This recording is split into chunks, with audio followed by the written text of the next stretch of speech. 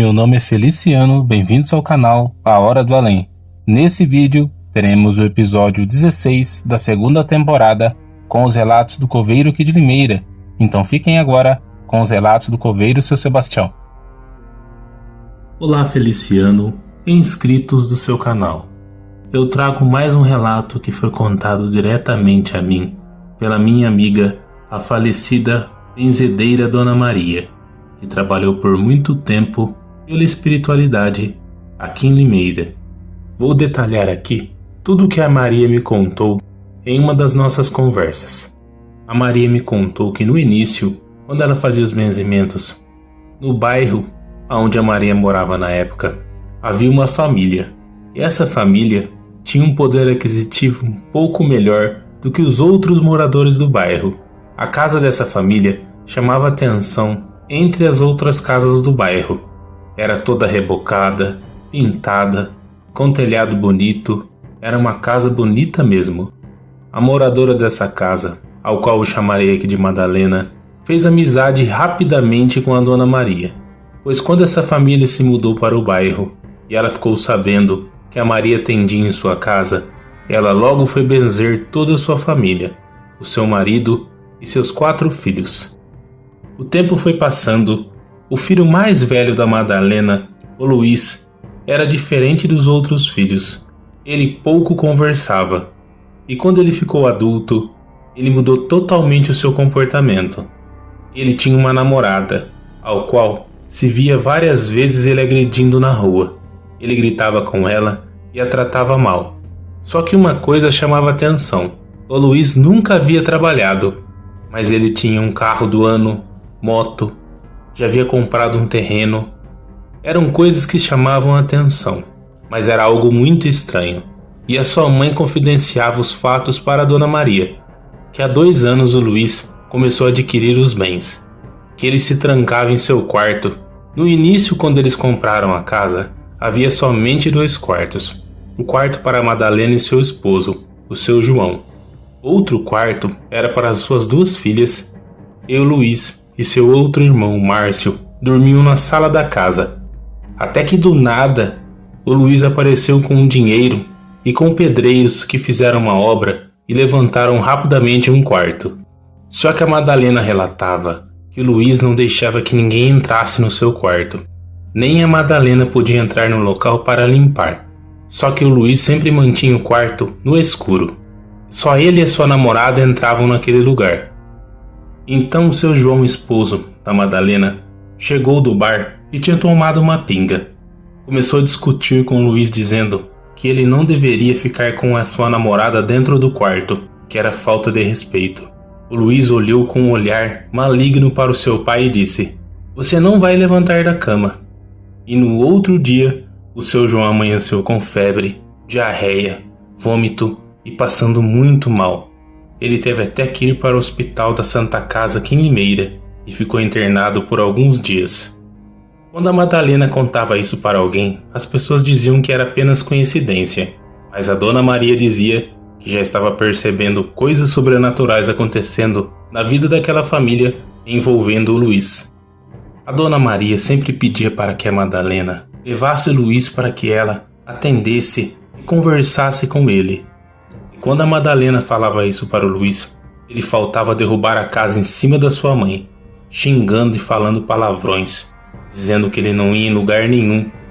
Então a Madalena acendeu uma luz e foi conversar com a Dona Maria, e as 2 combinaram que dariam um jeito de abrir aquele quarto para ver o que estava lá dentro. Só que o Luiz trancava o quarto, e se alguém se aproximasse da porta, ele já ficava em alerta. Com muita dificuldade, com a ajuda dos outros membros da família, eles conseguiram pegar a chave. E a Dona Maria, que pouco visitava a casa da Madalena, assim que colocou a mão sobre a porta, quase desmaiou. Ela disse que teve uma sensação horrível e sentiu que o mal exalava daquele local. A Dona Maria, então, entrou dentro do quarto acompanhada do João e da Madalena.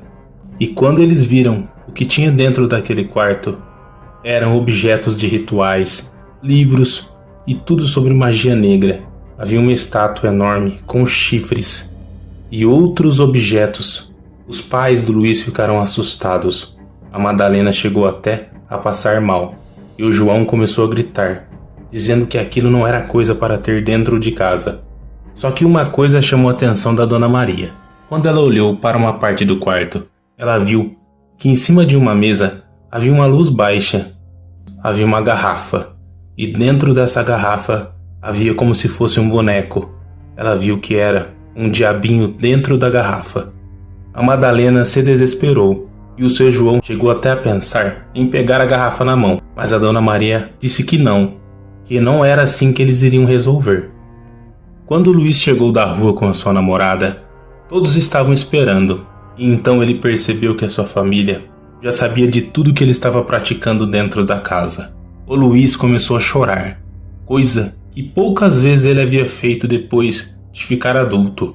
Abraçou seus pais e disse que ele estava se envolvendo com coisas que ele não conhecia, que cada vez mais era como se ele entrasse dentro de um poço, só que ele não tinha coragem de pedir ajuda. Ele sentia uma coisa pesada no seu peito, e ele estava tratando muito mal a sua família, pois ele havia feito vários pedidos, e aquele ser que estava dentro da garrafa havia atendido. Quando ele disse isso, a Dona Maria sentiu toda aquela energia que estava rodeando o Luiz, e disse para o Luiz que infelizmente pouca coisa ela poderia fazer, mas que ele soubesse que tudo que ele fez e tudo que ele praticou voltaria para ele, que ela tentaria fazer um trabalho para amenizar as coisas, mas que ele teria até que se livrar daquela garrafa com o diabo dentro.